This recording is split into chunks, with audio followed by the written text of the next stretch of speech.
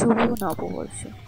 এই ভিডিওটা ছিল গতকালকের, কিন্তু কারণবশত আমি নববর্ষের দিন এই ভিডিওটা তোমাদের সঙ্গে শেয়ার করতে পারিনি, তাই আজকে শেয়ার করলাম। তোমরা সবাই কেমন আছো? নিশ্চয়ই খুব ভালোই আছো। তো প্রত্যেক দিনের মতন আজও আমি আমার সকালে আমার সুন্দর সুন্দর গাছগুলো তোমাদের সঙ্গে দেখালাম। খুব সুন্দর লাগছে।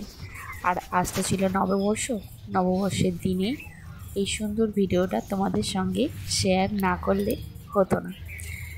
তো চলো দেখাই আমার সুন্দর গাছগুলো, তোমরাও দেখো, তোমাদের খুব ভালো লাগবে। এখানে দেখো আমার লেবু গাছগুলোই এবারে যেন প্রচুর লেবু ধরেছে, ছোট বড় সব ধরনের। লেবুগুলো খুব তাড়াতাড়ি বেড়েও উঠছে, আর লেবু গাছটা কিন্তু অনেক বড় হয়েছে।